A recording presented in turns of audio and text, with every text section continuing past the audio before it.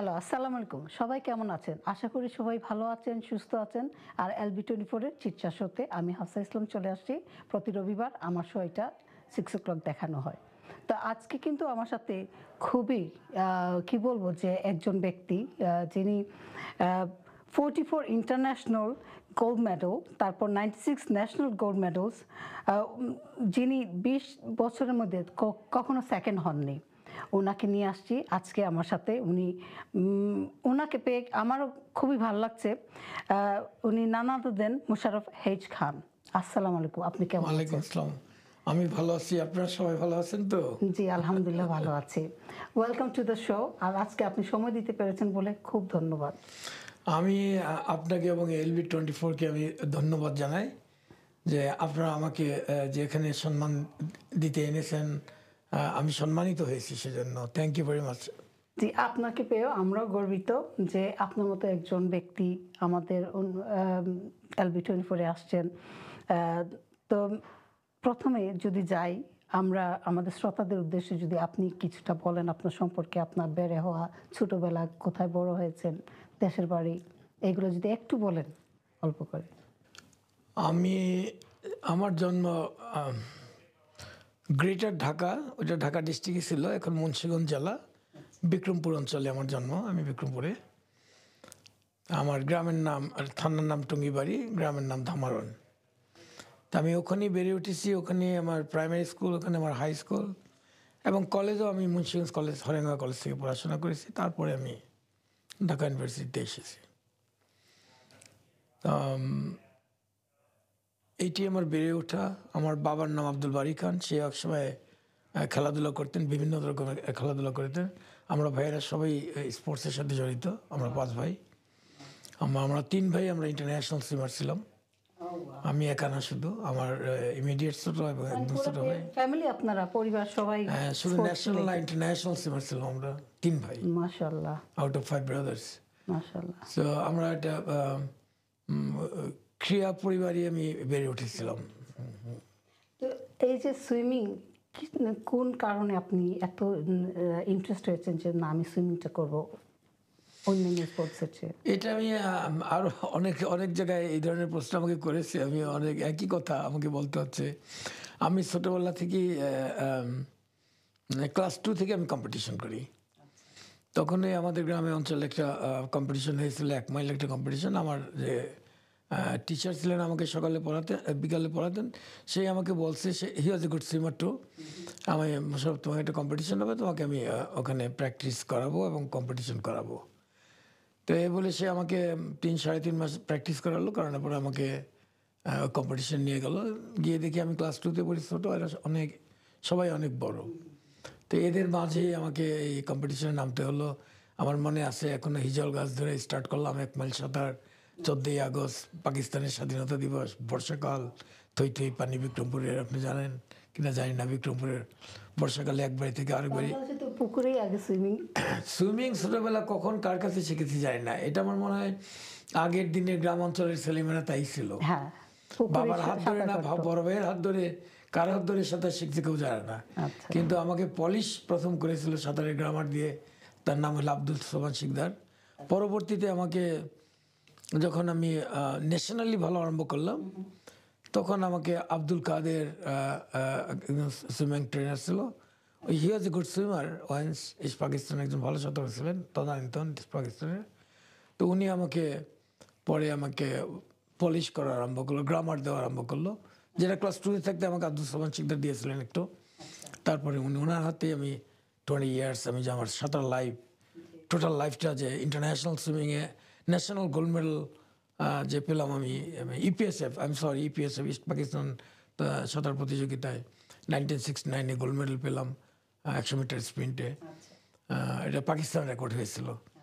তো ওইটা ওই কাদির ভাইয়ের জন্য, এবং লাস্ট ডে পর্যন্ত কাদির ভাই 1988 পর্যন্ত, আমি যে রিটায়ার্ড করা পর্যন্ত ফ্রম স্প্রিন্ট সুইমিং, উনি আমাকে দেখাশোনা করেছেন সাঁতারের ট্রেনিং সেক্টর।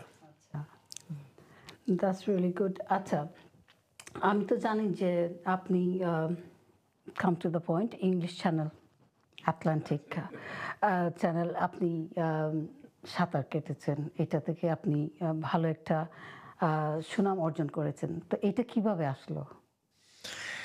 এটা হলো কি আমার মনে হয় যারা সাঁতার কাটে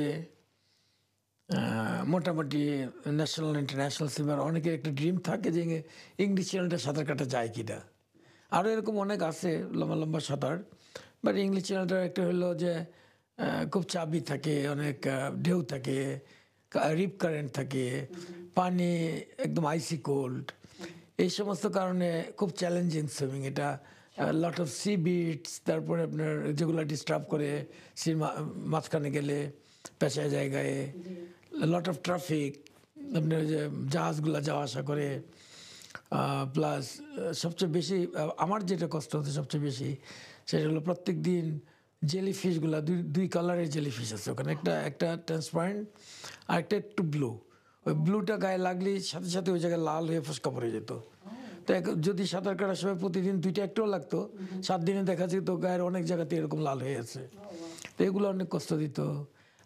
তারপরে সল্ট ওয়াটারে যখন প্রত্যেক দিন আমি 8 ঘন্টা ওই পানিতে সুইমিং করতাম হারবারে, তখন মাথাটা যখন ঘুরাতাম ওইভাবে ব্রিথ করার জন্য এভরি স্ট্রোকে, তখন ঘুরাতে ঘুরাতে গলার এই জায়গাতে দাগ পড়ে যেত, লাল হয়ে যেত। এগুলো ছিল অনেক চ্যালেঞ্জিং ছিল। তা আমি এক জায়গা থেকে আরেক জায়গায় চলে গেলাম, আমি সরি। তখন আমি আমার সুইমিং তখন পরে শেষের দিকে, তখন ঢাকাতে দুইটা বড় আপনার ওই লং ডিস্টেন্স সুইমিং হলো, আমি দুইটি অ্যাটেন্ড করলাম। আচ্ছা, একটা অনেক লম্বা ছিল, ঢাকা থেকে একদম বুড়িগঙ্গা থেকে ধলেশ্বরী হয়ে মেঘনার মোহনা দিয়ে শীতলক্ষায় ঢুকে নারায়ণগঞ্জে আসা। আচ্ছা, ইট ওয়াজ এ ভেরি লং সুইমিং। ওটা তো আমি অনেক আগে এসে ফার্স্ট হলাম। ওয়াও, তা আমি আমি আমি ওদিন খুব সিক ছিলাম, আমার খুব গায়ে জ্বর ছিল। এটাকে অনেকে বলে মিড টেম্পারেচার, আচ্ছা। মানে যে কোনো বড় গেমের আগে টেনশনে আগের দিন রাতে একটু জ্বর উঠে যায়। নার্ভাসনেস থেকে এটা হয়ে হ্যাঁ, তা আমার ওয়াইফ আবার বাবা মা দুইজন ডাক্তার, তো তো একটু ওই যে বলে না হাফ ডাক্তার হয়ে যায় বাচ্চারা, তো ও আমাকে, এটা আমার বিয়ের পরে পড়েছিল, তো ও আমাকে রাত ভরে কি কি ওষুধ দিল, আমাকে ঘুম পাড়াই দিল, সকালে আবার কি ওষুধ দিল, জেগে গেলাম, বুঝলেন। তো নিয়ে আসলাম আমাকে, তো এরশাদ সাহেব তখন I think chief marshal administrator বা প্রেসিডেন্ট, আচ্ছা, তো উনি আমাকে যখন পানিতে নামাই সদরঘাটে বলে, মোশাররফ তোর তো অনেক গা গরম রে, তুই কি পারবি? আমি স্যার আমি পারবো, পারবো, পানিতে নামলে ঠিক হয়ে যাবে। মানে যেটা করতে পছন্দ করে তার জন্য এটা কোনো ব্যাপার না, একটু কষ্ট হয় বা কষ্ট হয়েছে, তারপর আপনি করে উঠেছেন। তারপরে আমি পানিতে নেমে আর টার পাইনি এগুলা। তারপরে আমি এই দুইটা যখন লং ডিস্টেন্স করলাম বাংলাদেশে এই দুইটা, লং ডিস্টেন্স, এই যে আপনি বাংলাদেশেরটা বললেন, কতক্ষণ লাগছে ওইটা? আমি আওয়ারটা মনে নেই, আর্লি মর্নিং আমাদের 8টার দিকে শেষ সব নামালো, সামার তো হয়তো 12-13 ঘন্টা লাগছে বা একটু বেশি লাগতে পারে, আমার টাইমিংটা মনে নেই এই মুহূর্তে। নারায়ণগঞ্জের টার্মিনালে নৌবাহিনী প্রধান ছিলেন তখন এম এ খান, মনে হয় এম এ খান সাহেব, তো উনি আমাকে, অ্যাডমিরাল এম এ খান, উনি আমাকে পানি থেকে উঠালেন। আচ্ছা, আচ্ছা, তো তখন আমি ওই সোনারগাঁও হোটেলে ডেলি প্র্যাকটিস করতাম, ভালো পুল ছিল না, ওটা দিয়ে আমি ওটাতে মেম্বার ছিলাম, এখনও আছি লাইফ মেম্বার। তো ওই পুলে প্র্যাকটিস করতাম আমি। তখন আমার আমরা একসঙ্গে চাকরি করতাম, আমি একসময় টেক্সটাইল মিলস কর্পোরেশনের জেনারেল ম্যানেজার ছিলাম। তো ওখানকার ফাইন্যান্স ডাইরেক্টর ছিলেন কেজির ইসলাম সাহেব। নির্মাণ আপনারা জানেন কিনা জানি না, নির্মাণ ইন্টারন্যাশনাল কিন্তু বাংলাদেশের ক্রিকেটটাকে উঠেছে, উনি স্কুল ক্রিকেটটা করেছে বহু বছর স্পন্সর করে। ওই ভদ্রলোক বলে, মোশাররফ তুমি ইংলিশ চ্যানেল করো না কেন? আমি স্যার আই নিড স্পন্সর। বলে কত টাকা লাগবে আমি দিব।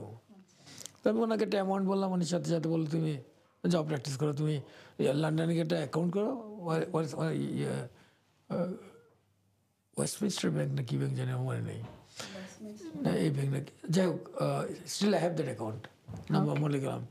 তো ওই একটা অ্যাকাউন্ট করে আমি অ্যাকাউন্টে তোমার টাকা পাঠিয়ে দেবো, তুমি যেদিন অ্যাকাউন্ট নাম্বারটা দেবো ওদিনই চলে যাবে। তাই আমি বললাম ঠিক আছে স্যার। তা আমি ফরচুনেট যে স্পন্সর পেয়ে গেছেন আপনি। আমি আমি আমাকে খুব স্পন্সর করতে পেতাম আমি বাস গুড। ওই সময়, আমাকে গভর্নমেন্টই স্পন্সর করতো অনেক বেশি। যে কোনো সুইমিংয়ে যেতাম, যে কোনো জায়গায় যেতাম, সাথে সাথে আমাকে সবাই অ্যারেঞ্জ করে ফেলতো।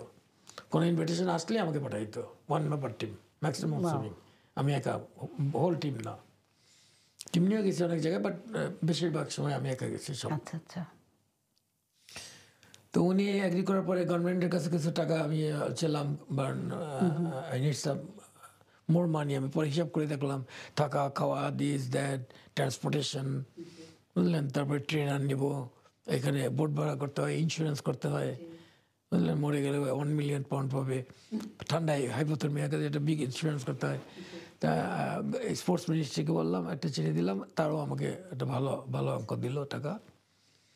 তা আমি ওখানে মঞ্জুর ইসলাম, উনি সিএসপি ছিলেন, উনি তখন কমিউনিকেশন সেক্রেটারি। তো উনি এটা কমিটি করলো, চ্যানেল সুইমিং অ্যাসোসিয়েশন বাংলাদেশ।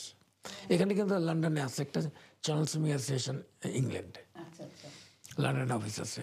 তো ওনাদের সাথে যোগাযোগ করে ওনারা সব ডিটেলস পাঠালো, ইনভিটেশন পাঠালো, আমি আসলাম। আসার আগে ব্রজেন্দা, আমি এটা অনেকেরই বলি, ব্রজেন্দা আমার খুব ক্লোজ। উনি মৃত্যুর আগে উইশ করছিল আমাকে দেখে মরতে চায়।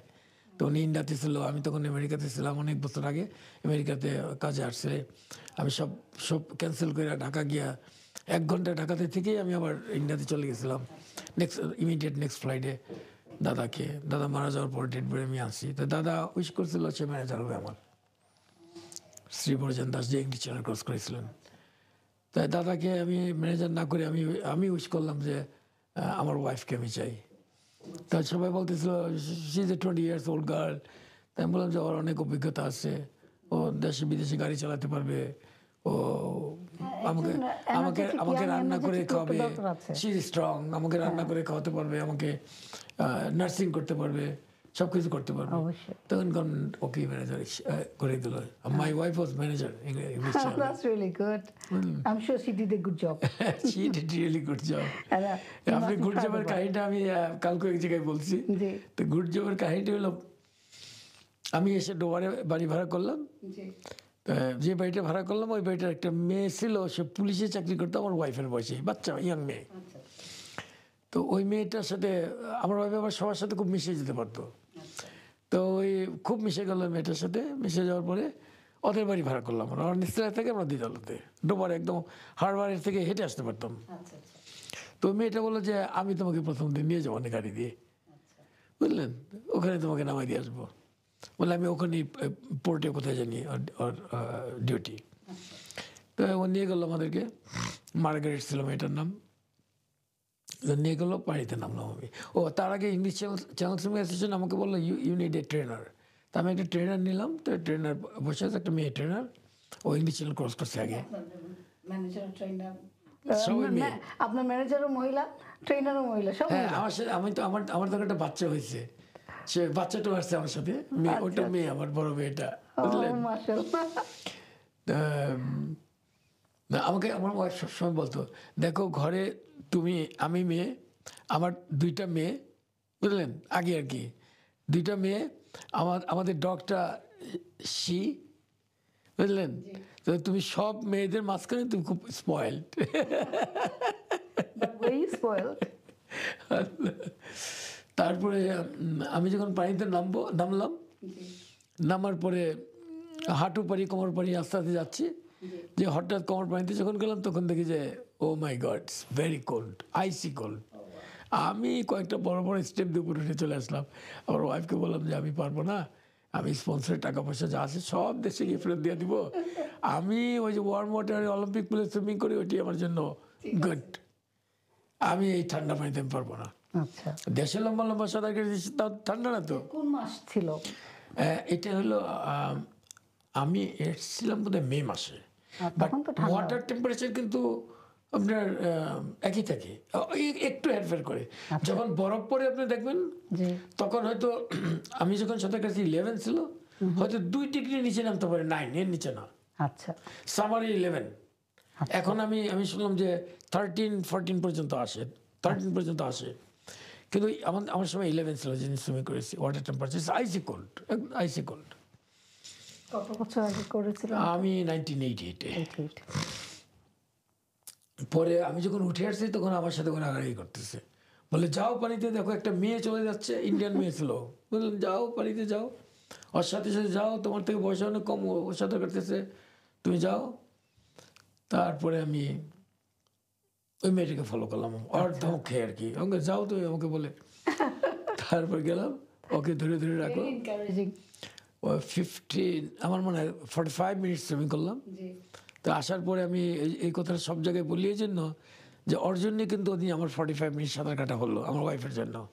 আমার ম্যানেজারের জন্য, বুঝলেন? Manager was very strong on that time. And she was adamant যে করতেই হবে। হ্যাঁ, তারপরে আসার পরে যখন উঠে আসি সবাই হাতে তালি, খুব খুশি। আমার ট্রেনার আমাকে জড়ায় ধরে রাখছে, বলে ইউ ডিড ভেরি গুড। আমি মনে করছি কি, আপনার অনুভূতিটা কেমন ছিল ওই মুহূর্তে? আমি বুঝতে পারিনি ওরা কেন এত খুশি, আচ্ছা, কার জন্য খুশি। আমি তো বেশিক্ষণ থাকতে পারলাম না বাড়িতে, 45 মিনিটস। তা আসার পরে বলে যে এই মেয়েটা 2 মাস যাবত প্র্যাকটিস করতেছে, মাত্র 45 থাকতে পারে, 45 মিনিটস। তুমি একদিনে কেমনে করলা? কেউ তো 5 মিনিট 10 মিনিট বেশি করে না। আমি তো ভাবছি যে ওই মেয়েটার সাথে আমার থাকতে হবে। আমি তো জানি না ও কবে আসছে, কতদিন যাবত ট্রেনিং করতেছে। তো আমি তখন ভাবলাম যে না, সবাই যখন বলতেছে আমি অনেক ভালো করছি, অনেকক্ষণ থাকতে পারছি। আপনি সুইমিং কিন্তু এটা যে কোনো গুড সুইমার প্র্যাকটিস করলে ইংলিশ চ্যানেল সুইমিং এই 22 মাইল 23 মাইল 30 মাইল 50 মাইল সাঁতার কাটতে পারে। But the cold, the wave, rip current, বুঝলেন, এই সমস্ত যে ফেস করাটা, এইটি কিন্তু মেন মেন মেন হার্ডলস। এটার জন্য মানুষ পারে না। 100 জন আসলে 10 জন পানিতে নামতে ক্রস করার অ্যাটেম্প নিতে পারে, এই 10 জনের থেকে একজন করতে পারে। এইটি এদের ইতিহাস বলতো আগে, এখন আমি জানি না। আমি যখন আসছি তখন আমাকে বলছে যে তখন কতজন ছিলেন ইনভলভ? ওই আপনি আমরা ওখানে অনেক লোক সাঁতার কাটতেছিল। আচ্ছা। পরে আমি দেখলাম যে ডেলি আমি বাড়াতাম, যে আজকে 15 মিনিট বেশি করবো, আগামীকাল হাফ অ্যান আওয়ার বেশি করবো। এই করে করে আমি দেখলাম যে 10 দিন 12 দিনের মধ্যে আমি 7-8 ঘন্টা সুইমিং করতে পারি। আমার এন্ডুরেন্স আগেই ছিল। আচ্ছা আচ্ছা, আমি 10 ঘন্টা 20 ঘন্টা পানিতে সুইমিং করতে পারি, এন্ডুরেন্সটা ছিল আমার, ওই স্ট্যামিনাটা ছিল। তো ওই আপনার স্ট্যামিনার সাথে সাথে আপনার খাওয়া দাওয়া বা হেলথ যে এইগুলা কিভাবে ম্যানেজ করতে হবে? কত এটা হলো সুইমিং যখন কম্পিটিশন বা ক্রস করা, সেই সময় খাওয়ার সিস্টেমটা একরকম, আর প্র্যাকটিস যখন করি তখন খাওয়ার সিস্টেম। প্র্যাকটিস হলো আমি যে 8 ঘন্টা প্র্যাকটিস করি, 2 ঘন্টা আমি খেতাম না। 2 ঘন্টা পরে আমি শহরে চলে আসতাম। এই হেঁটে এসে আমার ওয়াইফ একটু সামনে গিয়ে আমাকে দিত আমার লিকুইড, মানে ফ্রুট সুগারেরটাকে আমি গরম করে লিকুইড মানে ওইটা সিপ খেতাম, ম্যারাথন বার খেতাম, এনার্জি যেগুলো দেয়, তো ওগুলো আমি খেতাম। আর সুইমিংয়ের সময় খাওয়ার সিস্টেম হলো আপনার ওই আমাদের যে জাজ, টাইম কিপার্স, মেডিকেল বোর্ড, এগুলা নেভিগেটর, এগুলা নেভিগেশন সিস্টেম, এগুলো নিয়ে যে নৌকাটা বোটটা থাকতো, জাহাজটা, ওখান থেকে সিস্টেম ছিল যে আমাকে খাওয়া দিবে, আমাকে খাওয়া দিত। ওই ফাইবার পুল ছিল, পুলের মধ্যে একটা রিং ছিল, রিংয়ের মধ্যে একটা প্লাস্টিক মানে ডিসপোজেবল গ্লাস দিত। ওই গ্লাসের মধ্যে খাওয়াটা যে যেটা খায় আর কি, সে যে খাওয়াটা দিত, খাওয়াটা সাঁতার কাটা অবস্থায় খাওয়াটাকে থ্রো করে তারপর সাঁতার কাটতাম। ওইটা হলো কম্পিটিশন। হ্যাঁ, সাঁতার অবস্থায় একটু থামতাম না, এবং ওই সময় যে পুলটার মধ্যে একটু আঙুল টাচ করতো, ডিসকোয়ালি, জাজেস আর দেয়ার। আর swimming costume and swimming goals, nothing else. ওই যে হোয়াইট স্যুট এগুলা ওখানে বার করা। তারপরে প্র্যাকটিস যখন আমি যখন ফাইনালি রেডি হলাম, যে আই এম রেডি নাও, তো ওরা একটা টেস্ট করে আর কি, তুমি কখন যেতে পারবা। ওই টেস্টে দেখা গেলো যে আমি 8 ঘন্টা খুব ভালো সুইমিং করে দেখালাম, দে আর ভেরি হ্যাপি। কিন্তু আমার বডি ওয়েট নেই, আমার খুব মাসেল ছিল তখন গায়ে, একদম ভীষণ মাসেলস, ফ্যাট নেই, কিন্তু খেতাম অনেক। 8 ঘন্টা ঘুমাতাম, 8 ঘন্টা সুইমিং করতাম, 8 ঘন্টা খেতাম। এইটা কি রুটিন?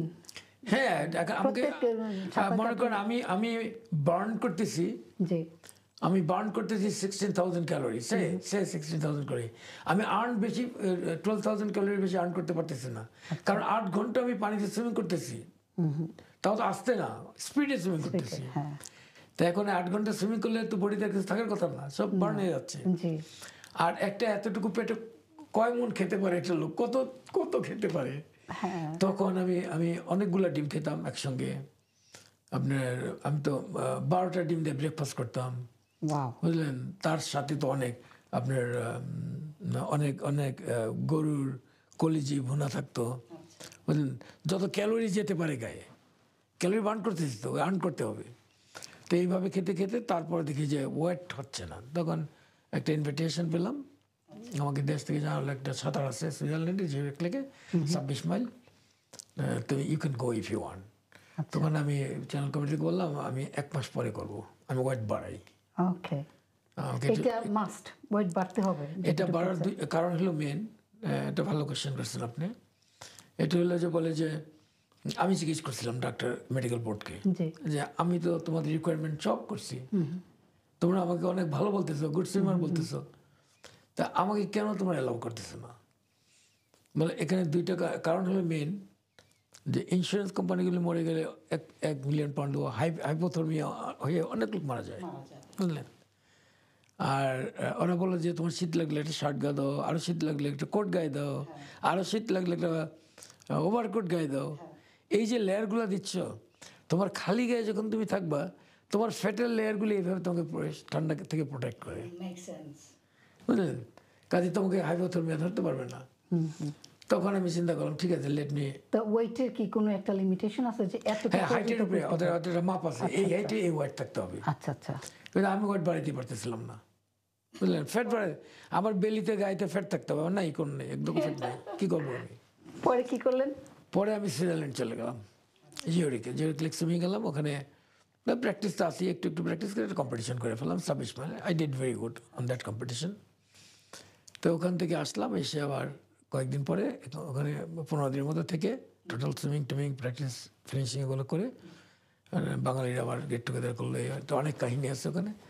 করার পরে তারপরে আমি ওখানে আসলাম, আসার পরে 1 সপ্তাহ পরে আবার ওয়েট দিলাম। ওরা দেখলো 17 পাউন্ড বাড়ছি। কেন বাড়ছি জানেন? এই আমি যে বাসায় আছি আমার ভাগ্নির বাসায়, এখানে ইংল্যান্ডে যেখানে আছি, তো ভাগ্নিকে আমি বললাম যে এখানে মা, ভাগ্নি জামাইকে, যে আমরা ওরা 2 যা আছে, এত ভালোই বাচ্চাগুলা, আমার নাতনি আছে কয়েকটা, 4টা নাতনি, সারাক্ষণ আমার সাথে সাথে করে নাতনি, আমি ভেরি হ্যাপি ওভার দেয়ার।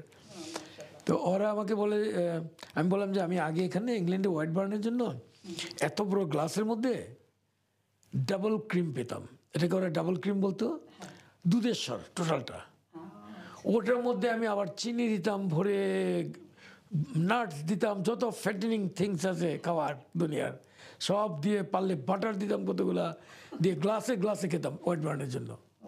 তারপরও বাড়াতে পারি না, বার্ন করতেছি। ডিম খেতাম 12টা করে সকালে নাস্তায়। তারপরে আমাকে দেখি 17 পাউন্ড বাড়ছি, তখনও আমার ওয়েট হয় নাই, যা ওদের রিকোয়ারমেন্ট। আমি বলি তোমাকে আমি এর চেয়ে আর পারবো না, আর আমাকে দিল, পারমিশন দিল।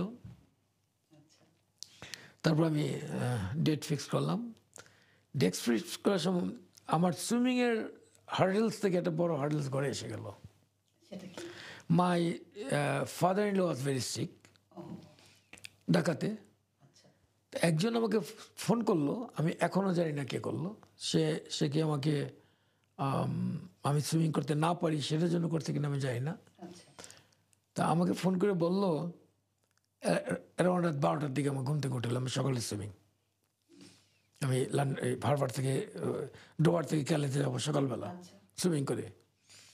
ফোন করে বললো যে মোশারফ, ফোনটা আমি উঠেছি, মোশারফ, তখন তো সেলফোন টেলফোন দুনিয়াতে আসে নাই, বুঝলেন? না না আসে নাই। তখন বলে মোশারফ, আমি কে, আমাকে বললো না, তোমার শ্বশুর মারা গেছে, তুমি খবর পাইছো? আমি বলছি না, আমার ওয়াইফ কিন্তু শোনার চেষ্টা করতেছে বাট ও বোঝে নাই। আমি বলছি না আমি শুনিনি। না, আমি বললো যে আমি সিএমএইচে দেখে আসলাম, তাই বাসায় আসার কিছুক্ষণ পরে দেখলাম টেলিভিশনে, হ্যাঁ হ্যাঁ, টেলিভিশনে নিউজ হচ্ছে উনি মারা গেছে। তখন 22 তারিখে কিন্তু অগস্টের 22 আমি সুইমিং করেছি ইংলিশ চ্যানেল, ওই 22 কিন্তু আমাকে এই কথাটা বলতেছে, বুঝলেন? মানে 12টার পরে তো 22 হয়ে গেল।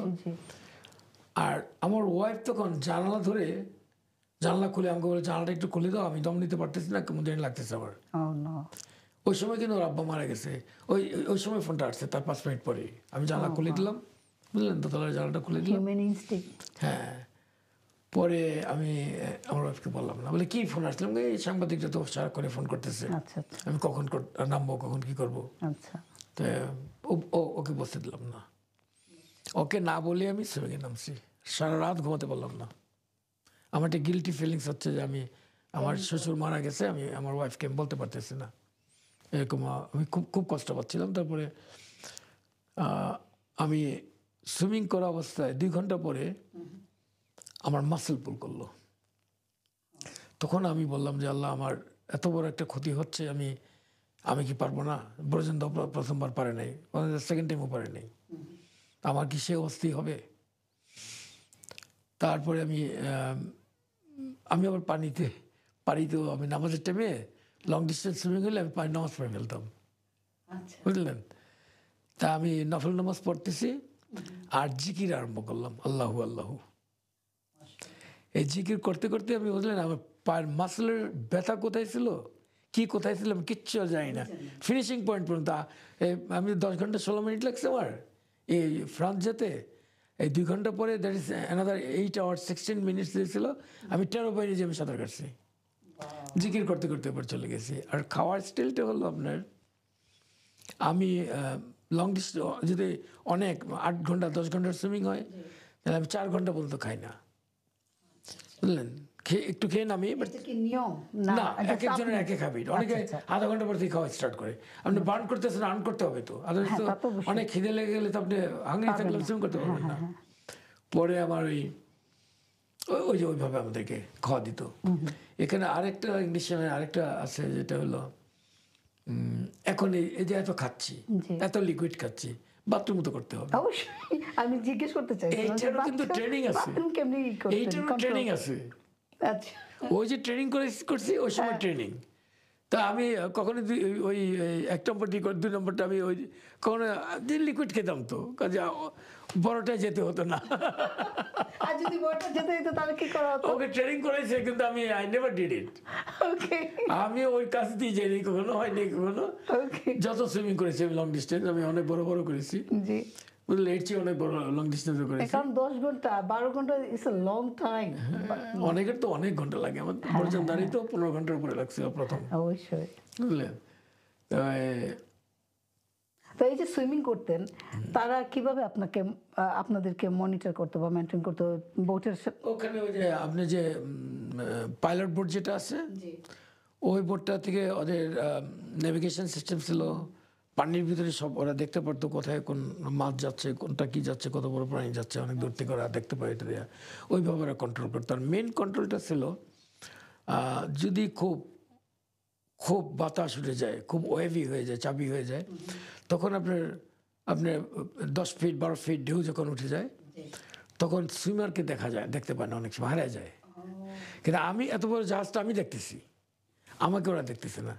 তখন ওখানকার সিস্টেম হলে তখন ওরা ওখান থেকে নিউজ দিত, অনেক সময় গান ফায়ার করে নিউজ দিত বা ওয়ারলেসে দিলে তখন হেলিকপ্টার গিয়ে পয়েন্ট আউট করে আসতো, swimmer is here, swimmer is here. এইভাবে ওরা করতো আর কি, মনিটর করতো। ওই পার যাওয়ার পরে আরেকটা হলো, আপনি ফিনিশ করলেই হবে না পানিতে, আবার বালির উপরে একটা জায়গা আছে, দৌড়ে গিয়ে ওই ফিতা ধরতে হবে। You have to be strong. Finish করে শুয়ে পড়লাম ওখানে, ফিনিশ করে শুয়ে পড়লে হবে না। তা আমার শেষের দিকে একটু কষ্ট হয়েছিল, এই জন্য যেখানে হাফ অ্যান আওয়ারের সুইমিং বাকি ছিল আমার, বা 45 মিনিটস, আমার ওই সময়টা 3 ঘন্টা লাগছিল। ঝড় উঠে গেছিল, অনেক ঝড়। তা আমরা ওদিন অনেক লোক নেমেছিলাম, 8 জন, 4 জন সুইমিং করে নেই। আর আমার আগে পরে 2 জন মারাও গিয়েছিলেন। আর আমরা 2 জন করেছিলাম। ফিলিপ রাশ নামে একটা ছেলে, ইংল্যান্ড নিউজিল্যান্ডের, আমি ওদিন আমি অগাস্ট 22 এই তো ইংলিশ শুনতাম, এটি বলবো। পরে আমার ওয়াইফকে বলেনি, আমার গিল্টি ফিলিংসটা সারাক্ষণ ছিল।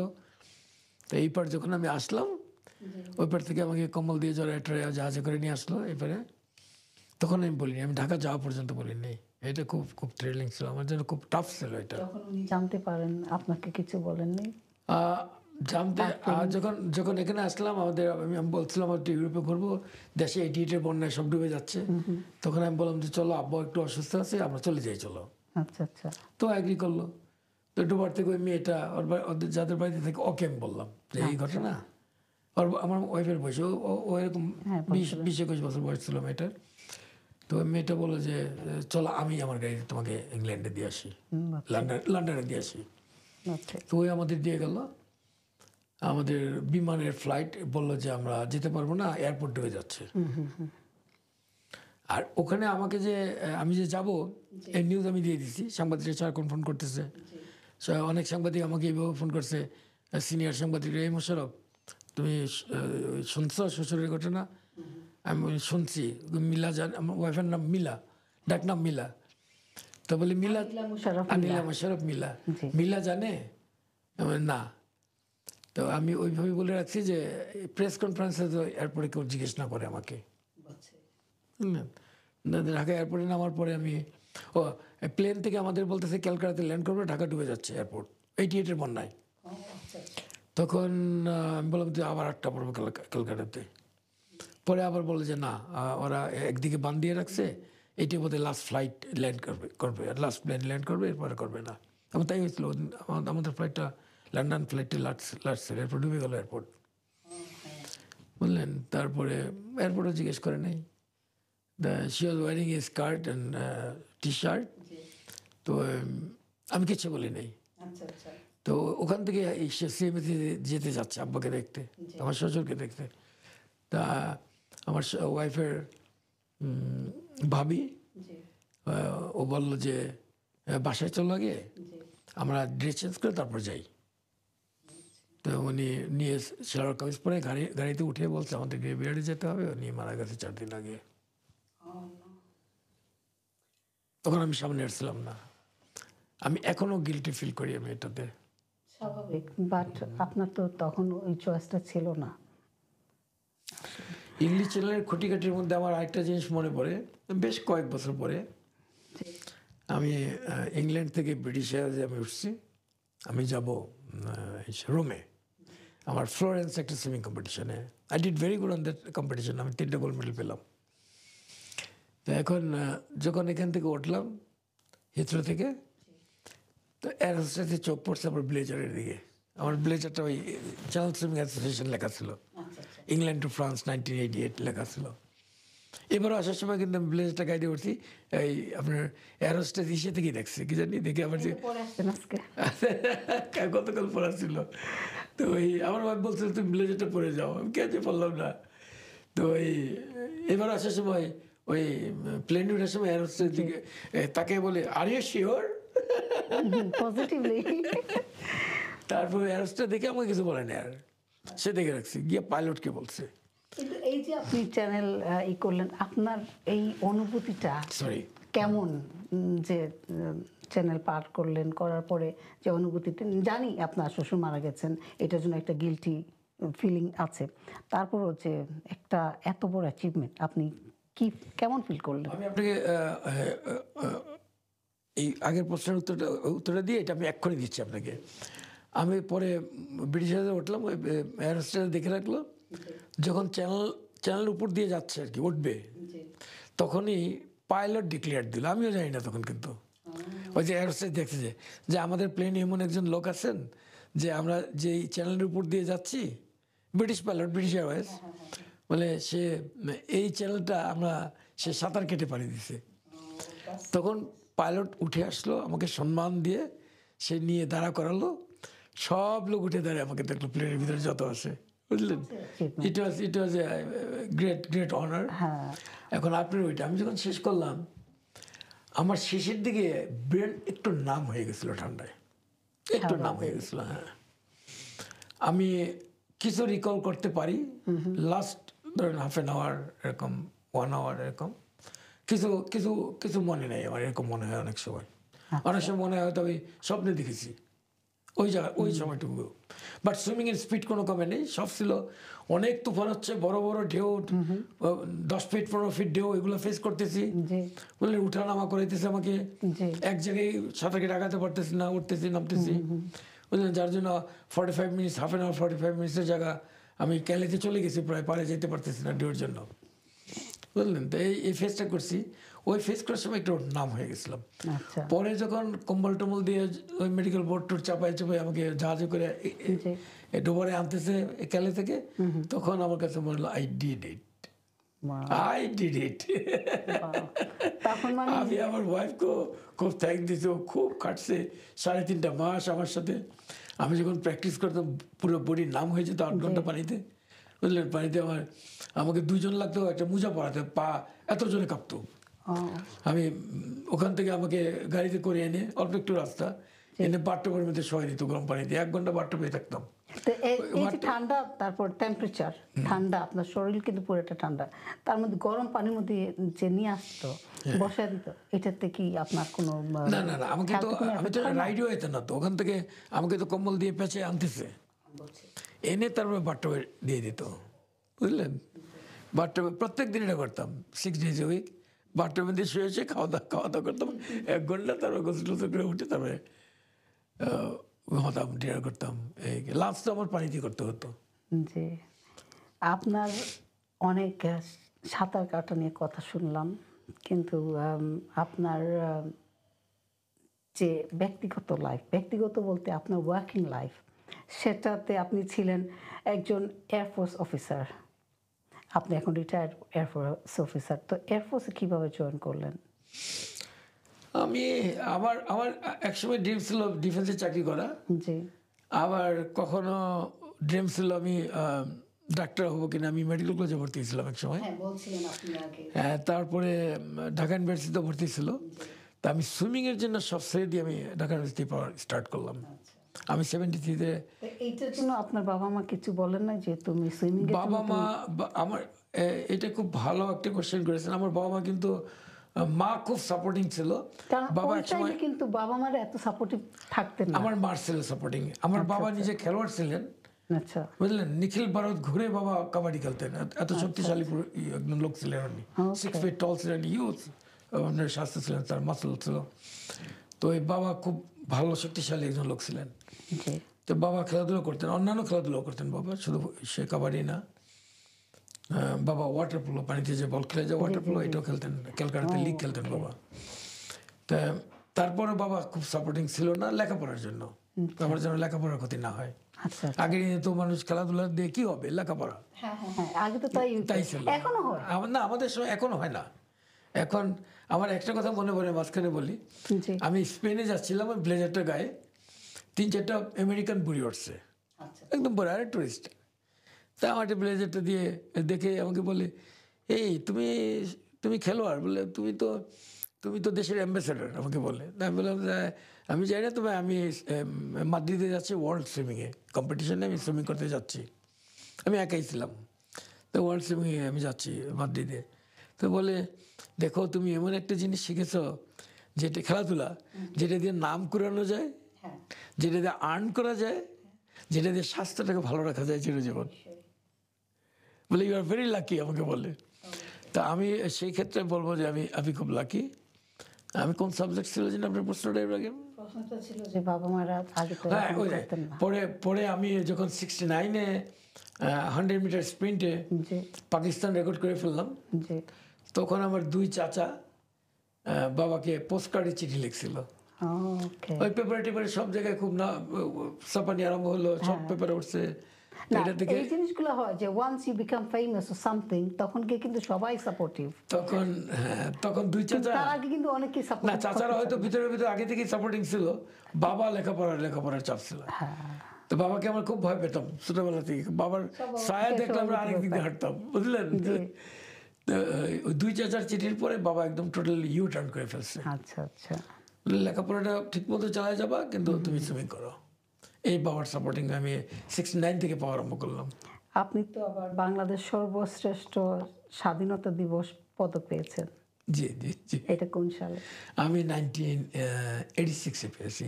ওই আমার মনে হয় ওই সাউথ এশিয়ান গেমস হলো তো, আচ্ছা, যেটা এখন পর্যন্ত কেউ 85-এ আমি 7টা মেডেল পেয়েছি একটা গেম, সেটা কেউ এখনো ভাবতে পারেনি, ওয়াও। বুঝলেন। তো ওই সাউথ এশিয়ান গেমসে, তো ওর পরে গভর্নমেন্ট আমাকে দেশের হাইস্ট অ্যাওয়ার্ড 86-এ স্বাধীনতা দিবসে দিল আমাকে। মাশাআল্লাহ। প্রেসিডেন্ট এরশাদ ছিল, বঙ্গভবনে বিরাট আয়োজন করে আমাকে পড়াই দিল এটা। আচ্ছা, আচ্ছা, স্বাধীনতা পদকটা বঙ্গভবনে আমাকে পড়াই দিলেন। তো ওইটা বাংলাদেশের civil and military that's the highest award in the country. জি। তা আমি 86 আপনার পেয়েছি। ফ্যামিলিতে আপনার ভাইরা, আপনি বলছেন যে আপনার ভাইরাও কিন্তু সুইমিং করেন, তারাও স্পোর্টসের মধ্যে জড়িত। সাথে সাথে আপনার ওয়াইফও কিন্তু আপনার ম্যানেজারও কিন্তু স্পোর্টসে জড়িত আছেন। তো এই যে পুরো ফ্যামিলি স্পোর্টসের মধ্যে ইন্টারেস্ট, এইটা কি আপনার বাচ্চারাও কিন্তু ওইরকম, যে তারাও কি? আমার বাচ্চারা ওই শুনেন, ডাক্তারের বাচ্চা কিন্তু সব ডাক্তার হয় না, বুঝলেন, টিচারের বাচ্চা কিন্তু সব টিচার হয় না। আমাদের শ্রী ব্রজনদা আমাদের ইংলিশ চ্যানেল সুইমিং করেছে, তার মেয়ে সাঁতার শিখেনি কোনো দিন। তার ছেলে ওই বিকেএসপিতে ভর্তি হওয়ার পরে গিয়ে সাঁতার শিখছে, তাও কোনো কম্পিটিশন আর করতে পারেনি, ও সাঁতারই করতে পারে না। তো সেই ক্ষেত্রে আমি বলবো আমার মেয়েরা, আমার বাচ্চারা আমেরিকায় থাকে, জন্ম ওখানে, বড় হয়ে গেছে, বিয়ে হয়ে গেছে।